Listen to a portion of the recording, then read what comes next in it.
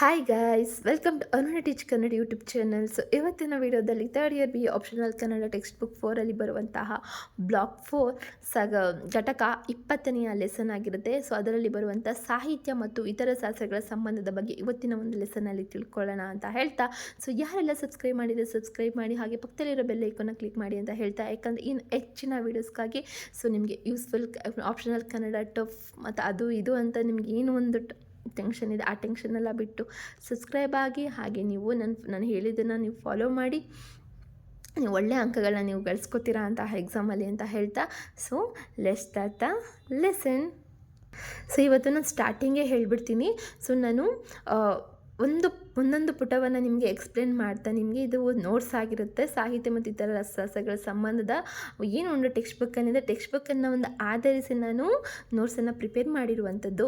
So ನೀವು screenshot ತಗೊಂಡು ನಿಮಗೆ ನೋಟ್ಸ್ ಮಾಡ್ಕೊಳ್ಳಿ, ಹಾಗೆಯೇ ನಿಮಗೆ ಎಕ್ಸಾಮ್ಗೆ ಹೆಲ್ಪ್ ಆಗುತ್ತೆ ಅಂತ ಹೇಳ್ತಾ, so let's begin the lesson. ಪೀಠಿಕೆ: ಸಾಹಿತ್ಯವು ಮಾನವನ ಜೀವನಾನುಭವ, ಭಾವನೆ, ಚಿಂತನೆ ಮತ್ತು ಕಲ್ಪನೆಗಳನ್ನು ಸುಂದರವಾಗಿ ಅಭಿವ್ಯಕ್ತಿಸುವ ಕಲೆ. ಇದು ಕೇವಲ ಮನರಂಜನೆಯಾಗಿ ಮಾತ್ರವಲ್ಲ, ಜ್ಞಾನ, ನೀತಿ, ಸಂಸ್ಕೃತಿ ಹಾಗೂ ಜೀವನ ಮೌಲ್ಯಗಳನ್ನು ಬೋಧಿಸುವ ಶಕ್ತಿಯನ್ನು ಹೊಂದಿದೆ. ಸಾಹಿತ್ಯವು ಅನೇಕ ಶಾಸ್ತ್ರಗಳೊಂದಿಗೆ ಆಪ್ತ ಸಂಬಂಧ ಹೊಂದಿದೆ. ಮಾನವನ ಜೀವನದ ಪ್ರತಿಯೊಂದು ಕ್ಷೇತ್ರವು ಸಾಹಿತ್ಯದಲ್ಲಿ ಪ್ರತಿಫಲಿಸುವುದರಿಂದ ಸಾಹಿತ್ಯ ಮತ್ತು ಇತರ ಶಾಸ್ತ್ರಗಳ ನಡುವೆ ಪರಸ್ಪರ ಅವಲಂಬಿತ ಸಂಬಂಧ ನಿರ್ಮಾಣವಾಗಿದೆ. ಈಗ ವಿವರಣೆಯನ್ನು ನೋಡೋಣ. ಫಸ್ಟ್ ಒನ್, ಸಾಹಿತ್ಯ ಮತ್ತು ತತ್ವಶಾಸ್ತ್ರ. ಅಂದರೆ ತತ್ವಶಾಸ್ತ್ರವು ಜೀವನದ ಆತ್ಮ, ಜಗತ್ತು, ದೇವರು, ಧರ್ಮ ಮುಂತಾದ ವಿಷಯಗಳ ಕುರಿತು ಚಿಂತಿಸುತ್ತದೆ. ಸಾಹಿತ್ಯವು ಈ ತತ್ವಗಳನ್ನು ಭಾವನಾತ್ಮಕವಾಗಿ ವ್ಯಕ್ತಪಡಿಸುತ್ತದೆ. ತತ್ವಶಾಸ್ತ್ರ ಬೂದಿಗೆ ಆಹಾರವಾದರೆ ಸಾಹಿತ್ಯ ಹೃದಯಕ್ಕೆ ಆಹಾರವಾಗುತ್ತದೆ. ಉದಾಹರಣೆಗೆ, ಕನ್ನಡದ ಭಕ್ತಿಕಾಲದ ಸಾಹಿತ್ಯದಲ್ಲಿ ಜೀವನದ ಅನ್ಯತೆ, ಭಕ್ತಿ, ವೈರಾಗ್ಯ ಇತ್ಯಾದಿ ತತ್ವ ಶಾಸ್ತ್ರೀಯ ವಿಚಾರಗಳು ಸ್ಪಷ್ಟವಾಗಿ ಕಾಣುತ್ತವೆ. ಬಸವಣ್ಣ ಅವರ ವಚನಗಳಲ್ಲಿ ಮಾನವ ಸಮಾನತೆ ಮತ್ತು ಭಕ್ತಿಯ ತತ್ವವಾಗಿದೆ. ಕುವೆಂಪು ಅವರ ಕಾವ್ಯಗಳಲ್ಲಿ ಮಾನವತ್ವದ ಚಿಂತನೆ ಕಾಣಬಹುದು. ಹೀಗಾಗಿ ತತ್ವಶಾಸ್ತ್ರ ಸಾಹಿತ್ಯಕ್ಕೆ ಆಳವಾದ ಅರ್ಥ ಮತ್ತು ಚಿಂತನೆಗಳನ್ನು ನಮಗೆ ನೀಡುತ್ತದೆ. ಸೆಕೆಂಡ್ ಒನ್, ಸಾಹಿತ್ಯ ಮತ್ತು ಮನೋವಿಜ್ಞಾನ. ಮನೋವಿಜ್ಞಾನವು ಮಾನವನ ಮನಸ್ಸು, ಭಾವನೆ, ವರ್ತನೆಗಳನ್ನು ಅಧ್ಯಯನ ಮಾಡುವ ಶಾಸ್ತ್ರವಾಗಿದೆ. ಸಾಹಿತ್ಯದಲ್ಲಿ ಪಾತ್ರಗಳ ಮನಸ್ಥಿತಿ, ಆಸೆ, ಭಯ, ದುಃಖ, ಪ್ರೀತಿ, ಕೋಪ ಮುಂತಾದ ಭಾವನೆಗಳು ಆಳವಾಗಿ ಚಿತ್ರಿಸಲ್ಪಡುತ್ತದೆ. ಕಾದಂಬರಿಗಳು ಮತ್ತು ನಾಟಕಗಳಲ್ಲಿ ಪಾತ್ರಗಳ ಆಂತರಿಕ ಸಂಘರ್ಷಗಳು ಮನೋವಿಜ್ಞಾನಾತ್ಮಕವಾಗಿ ವ್ಯಕ್ತವಾಗುತ್ತದೆ. ಉದಾಹರಣೆಗೆ, ಶಿವರಾಮ ಕಾರಂತರ ಕೃತಿಗಳಲ್ಲಿ ಮಾನವನ ಮನಸ್ಸಿನ ಸೂಕ್ಷ್ಮ ಚಿತ್ರಣ ದೊರೆಯುತ್ತದೆ. ಮನೋವಿಜ್ಞಾನವು ಸಾಹಿತ್ಯಕ್ಕೆ ಪಾತ್ರ ನಿರ್ಮಾಣದ ಅಳತೆಯನ್ನು ನೀಡುತ್ತದೆ. ಸಾಹಿತ್ಯವು ಮನೋವಿಜ್ಞಾನಕ್ಕೆ ಮಾನವ ಭಾವನೆಗಳ ಜೀವಂತ ಉದಾಹರಣೆಗಳನ್ನು ನಮಗೆ ಒದಗಿಸುತ್ತದೆ. ಥರ್ಡ್ ಒನ್, ಸಾಹಿತ್ಯ ಮತ್ತು ಇತಿಹಾಸ. ಇತಿಹಾಸವು ಒಂದು ದೇಶದ ಅಥವಾ ಸಮಾಜದ ಭೂತಕಾಲದ ಘಟನೆಗಳನ್ನು ದಾಖಲಿಸುವ ಶಾಸ್ತ್ರವಾಗಿದೆ. ಸಾಹಿತ್ಯವು ಆ ಇತಿಹಾಸವನ್ನು ಜೀವಂತವಾಗಿ ಚಿತ್ರಿಸುತ್ತದೆ. ಇತಿಹಾಸದಲ್ಲಿ ಘಟನೆಗಳು ನಿಖರವಾಗಿ ದಾಖಲಾಗುತ್ತವೆ. ಸಾಹಿತ್ಯದಲ್ಲಿ ಅವು ಭಾವನಾತ್ಮಕವಾಗಿ ಮತ್ತು ಕಲಾತ್ಮಕವಾಗಿ ಮೂಡಿಬರುತ್ತವೆ. ಉದಾಹರಣೆಗೆ, ಕನ್ನಡದ ಪಂಪ, ರನ್ನ, ಜನರ ಕಾವ್ಯಗಳಲ್ಲಿ ಆ ಕಾಲದ ರಾಜಕೀಯ ಮತ್ತು ಸಾಮಾಜಿಕ ಪರಿಸ್ಥಿತಿಗಳ ಚಿತ್ರಣ ದೊರೆಯುತ್ತದೆ. ಕುಮಾರವ್ಯಾಸನ ಭಾರತದಲ್ಲಿ ಸಮಾಜದ ಮೌಲ್ಯಗಳು ಮತ್ತು ರಾಜಧರ್ಮದ ಕಲ್ಪನೆಗಳು ವ್ಯಕ್ತವಾಗಿದೆ. ಹೀಗಾಗಿ ಸಾಹಿತ್ಯದ ಇತಿಹಾಸವು ಪ್ರತಿಬಿಂಬವಾಗಿಯೂ ಕಾರ್ಯನಿರ್ವಹಿಸುತ್ತದೆ. ಇತಿಹಾಸವು ಸಾಹಿತ್ಯಕ್ಕೆ ವಿಷಯ ವಸ್ತುವನ್ನು ಒದಗಿಸಿದರೆ, ಸಾಹಿತ್ಯವು ಇತಿಹಾಸವನ್ನು ಜನಮನಗಳಲ್ಲಿ ಉಳಿಸುವ ಕೆಲಸ ಮಾಡುತ್ತದೆ. ಆದ್ದರಿಂದ ಇತಿಹಾಸ ಮತ್ತು ಸಾಹಿತ್ಯ ಪರಸ್ಪರ ಸಂಬಂಧಿತವಾಗಿದೆ. ಫೋರ್ತ್ ಒನ್, ಸಾಹಿತ್ಯ ಮತ್ತು ರಾಜಕೀಯ. ಅಂದರೆ ರಾಜಕೀಯವು ಆಡಳಿತ, ರಾಜ್ಯ, ಅಧಿಕಾರ, ನ್ಯಾಯ ಮತ್ತು ರಾಜಕೀಯ ವ್ಯವಸ್ಥೆಗಳ ಅಧ್ಯಯನವಾಗಿದೆ. ಸಾಹಿತ್ಯವು ರಾಜಕೀಯ ಚಿಂತನೆಗಳನ್ನು ಜನರಿಗೆ ತಲುಪಿಸುವ ಶಕ್ತಿಯಾಗಿದೆ. ಸ್ವಾತಂತ್ರ್ಯ ಹೋರಾಟದ ಕಾಲದಲ್ಲಿ ಸಾಹಿತ್ಯವು ದೇಶಭಕ್ತಿ ಮತ್ತು ರಾಷ್ಟ್ರೀಯ ಚಿಂತನೆಯನ್ನು ಬೆಳೆಸಿತು. Kuvempu, B DR. ಬೇಂದ್ರೆ, ಗೋವಿಂದ ಪೈ ಮುಂತಾದ ಕವಿಗಳು ಸಾಹಿತ್ಯದಲ್ಲಿ ರಾಷ್ಟ್ರಪ್ರೇಮ ವ್ಯಕ್ತವಾಗಿದೆ. ಸಾಹಿತ್ಯವು ಅನ್ಯಾಯ, ಭ್ರಷ್ಟಾಚಾರ, ಶೋಷಣೆ ವಿರುದ್ಧ ಧ್ವನಿ ಎತ್ತಿ ಜನರಲ್ಲಿ ಜಾಗೃತಿ ಮೂಡಿಸುತ್ತದೆ.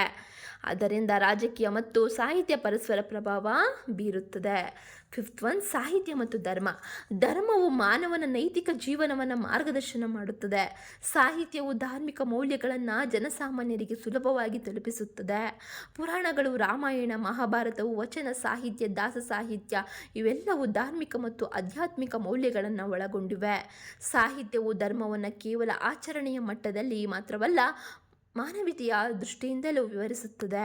ಆದರೆ ಸಾಹಿತ್ಯವು ಧರ್ಮದ ಅಂಧಾನುಕರಣವನ್ನು ವಿರೋಧಿಸಿ ಮಾನವನ ಮೌಲ್ಯಗಳಿಗೆ ಹೆಚ್ಚಿನ ಮಹತ್ವ ನೀಡುತ್ತದೆ. 6th ಒನ್, ಸಾಹಿತ್ಯ ಮತ್ತು ವಿಜ್ಞಾನ. ವಿಜ್ಞಾನವು ತರ್ಕ ಮತ್ತು ಪ್ರಯೋಗಗಳ ಆಧಾರದ ಮೇಲೆ ಜ್ಞಾನವನ್ನು ನೀಡುತ್ತದೆ.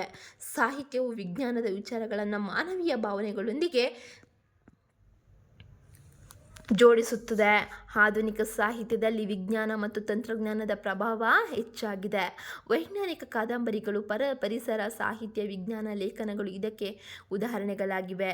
ಇದಕ್ಕೆ ಉದಾಹರಣೆಯನ್ನು ನೋಡೋದಾದರೆ, ವಿಜ್ಞಾನವು ಸಾಹಿತ್ಯಕ್ಕೆ ಹೊಸ ಕಲ್ಪನೆಗಳನ್ನು ನೀಡಿದರೆ, ಸಾಹಿತ್ಯವು ವಿಜ್ಞಾನವನ್ನು ಜನ ಸಾಮಾನ್ಯರಿಗೆ ಸುಲಭವಾಗಿ ಅರ್ಥವಾಗುವಂತೆ ಮಾಡುತ್ತದೆ.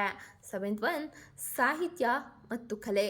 ಸಾಹಿತ್ಯವು ಇತರ ಕಲೆಯೊಂದಿಗೆ ಕೂಡ ಆಪ್ತ ಸಂಬಂಧ ಹೊಂದಿದೆ. ಸಂಗೀತ, ನೃತ್ಯ, ನಾಟಕ, ಚಿತ್ರಕಲೆ ಇವೆಲ್ಲವೂ ಸಾಹಿತ್ಯದೊಂದಿಗೆ ಬೆಸೆದುಕೊಂಡಿವೆ. ಕಾವ್ಯಕ್ಕೆ ಸಂಗೀತದ ಲಯ ಇದೆ. ನಾಟಕ ಸಾಹಿತ್ಯವು ಅಭಿನಯದಿಂದ ಮೂಲಕ ಜೀವಂತವಾಗಿರುತ್ತದೆ. ಚಲನಚಿತ್ರಗಳಿಗೂ ಸಾಹಿತ್ಯವೇ ಮೂಲವಾಗಿದೆ.